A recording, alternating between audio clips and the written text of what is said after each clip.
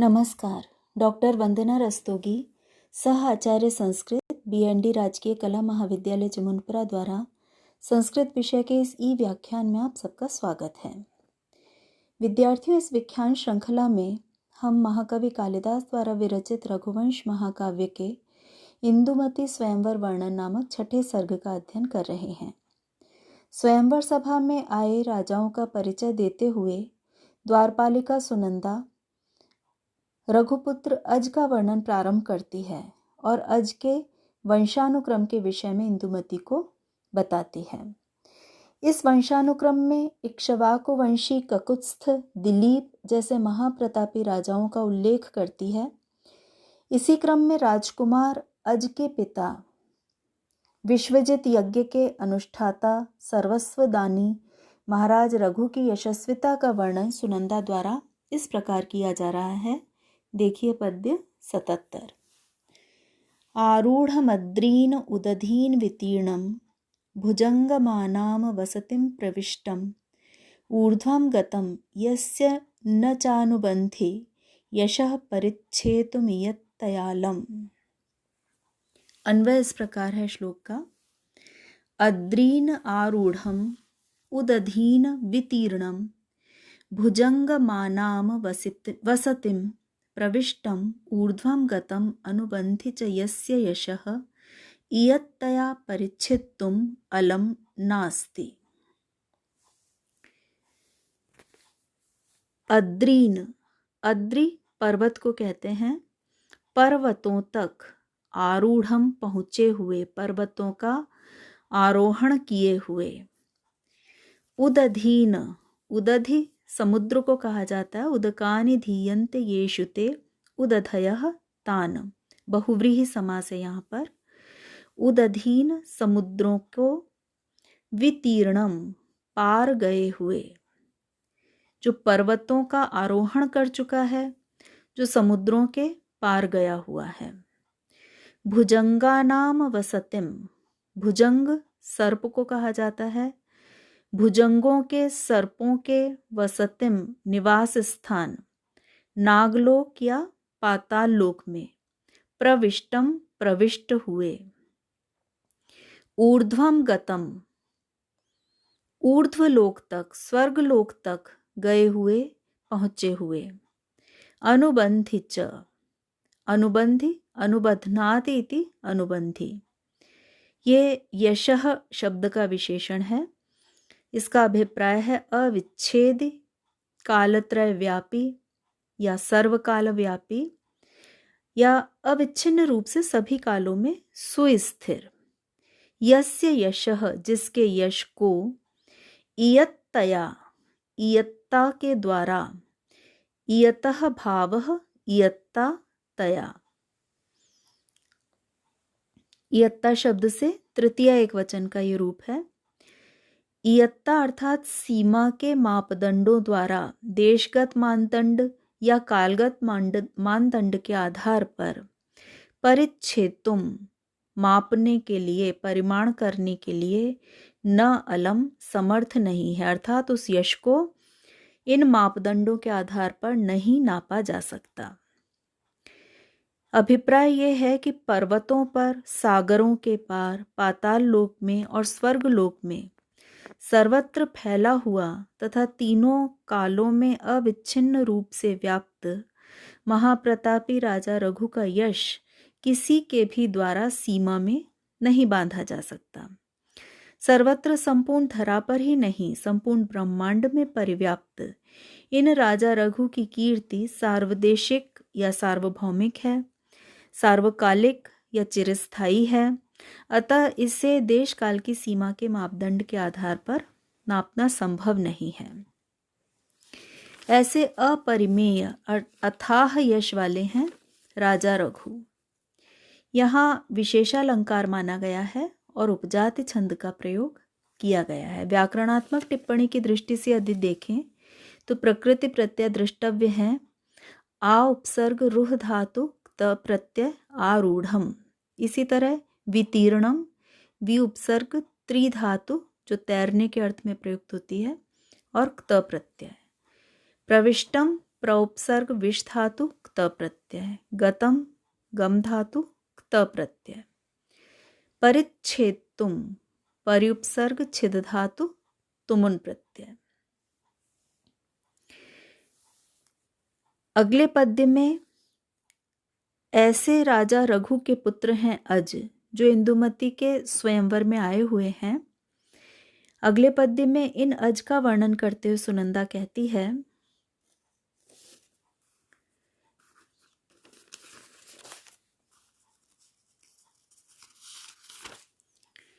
असौ कुमारस्तमजो अनुजातस् त्रिविष्टपस्य पतिं जयन्तः गुर्वीं धुरं यो भुवनस्य पित्रा धुर्येण दम्यः सदृशं बिभर्ति। असौ यह कुमारः अजः त्रिविष्टपस्य पतिं जयन्तः इव तम अनुजातः दम्यः यह भुवनस्य गुर्वीं धुरं धुर्येण पित्रा सदृशं बिभर्ति। असौ यह कुमारः अजः राजकुमार अज त्रिविष्टपस्य, त्रिविष्टप स्वर्गलोक को कहा जाता है, स्वर्गलोक के पतिम स्वामी इंद्र से जयंतः इव जयंत के समान तम उस राजा रघु से अनुजातः उत्पन्न हुए हैं। दम्यः शिक्षा के योग्य, अनुशासित किए जाने योग्य अवस्था वाले, यह जो राजकुमार अज गुर्वीम गुरुतर भुवनस्य धुरम भुवन के लोक के धुरम भार को धुर्येण इस भार को धारण करने वाले धुरंधर पित्रा पिता के सदृशम समान, सदृश के युग में तृतीय विभक्ति का प्रयोग है पित्रा शब्द में, पितृ शब्द में, पित्रा सदृशम पिता के समान बिभर्ति धारण कर रहे हैं। जिस प्रकार देवराज इंद्र के पुत्र जयंत हैं, उसी प्रकार महाराज रघु के पुत्र राजकुमार अज हैं, जो अपने महाप्रतापी पिता रघु के समान ही साम्राज्य का कार्य संभाल रहे हैं। यहाँ पर उपमा अलंकार का प्रयोग किया गया है। रघु और अज पिता और पुत्र हैं, उसी प्रकार जयंत इंद्र और जयंत भी पिता पुत्र हैं। तो यहाँ रघु को इंद्र के समान और अज को जयंत के समान बतलाते हुए उपमा अलंकार का प्रयोग है। जो छंद यहाँ प्रयुक्त है वो है उपजाति छंद। त्रयाणाम विष्टपानाम समाहारः त्रिविष्टपम तस्य त्रिविष्टपस्य, द्विगु समास का प्रयोग यहाँ किया गया है। इसी तरह अव्ययी भाव का उदाहरण है अनुजातः, इस शब्द में अनुपश्चात जातः, धुरम वहति इति धुर्यः तेन धुर्येण, ये तत्पुरुष समास का उदाहरण है।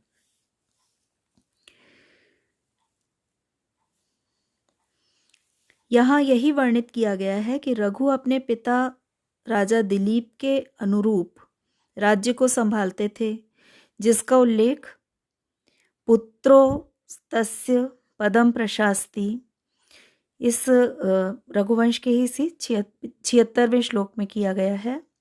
और अज रघु के अनुरूप राज्यभार संभाल रहे हैं। तो इस प्रकार से इनकी कुल परंपरा है, जिसका वहन अज के द्वारा भी किया जा रहा है। अगले पद्य में योग्य वर के सभी गुण अज में विद्यमान हैं। ऐसे सर्वगुण संपन्न अज से विवाह का प्रस्ताव सुनंदा द्वारा इंदुमती के समक्ष प्रस्तुत किया जा रहा है। कुलेन कांत्या वयसा नवेन गुणैश्च तैः तैः विनय प्रधानैः त्वमात्मनस्तुल्यममुं वृणीध्व रत्नं समागच्छतु कांचनेन।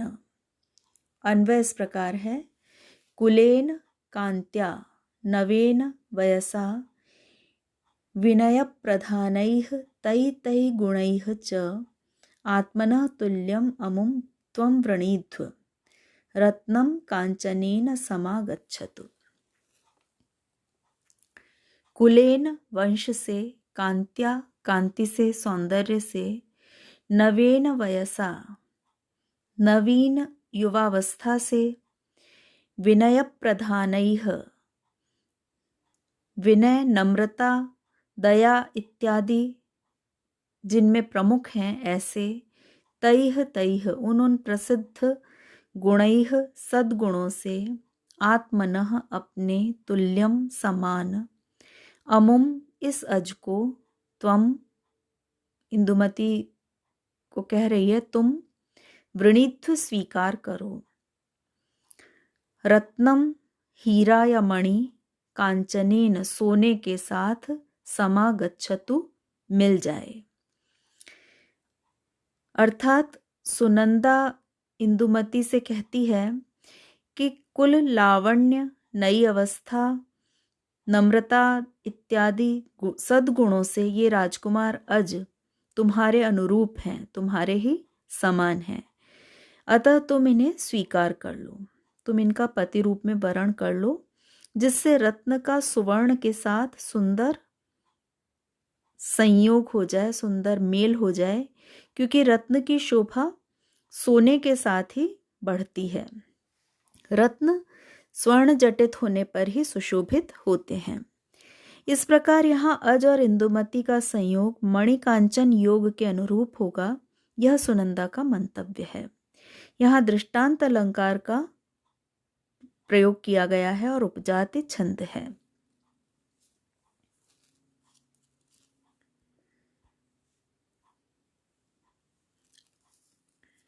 अगले पद्य में इंदुमती द्वारा अज के मानसिक वर्ण का वर्णन किया जा रहा है। ततः सुनंदा वचनावसाने लज्जाम तनुकृत्य नरेंद्र कन्या दृष्ट्या प्रसादामलया कुमारं प्रत्यग्रहीत संवरण सृजेव। ततः सुनंदा वचनावसाने नरेंद्र कन्या लज्जाम तनुकृत्य प्रसादामलया दृष्ट्या संवरण सृजा इव कुमारं प्रत्यग्रहीत। ततः तत्पश्चात सुनंदा वचन अवसाने, सुनंदा के कथन के समाप्त हो जाने पर, सुनंदा के कथन के अंत में नरेंद्र कन्या, नरेंद्र राजा की कन्या राजकुमारी इंदुमती ने लज्जाम, लज्जा को, संकोच को, तनुकृत्य कम करके, प्रसादामलया, प्रसाद प्रसन्नता से, अमलया निर्मल, दृष्ट्या दृष्टि से, तृतीया एक वचन का प्रयोग है दृष्टि शब्द से, संवरण सृजा इव, संवरण वरण करने की, स्वयंवर में वरण करने की, सृजा माला के समान मानो, वरमाला के समान मानो, कुमारम युवराज अज का प्रत्यग्रहीत वरण कर लिया।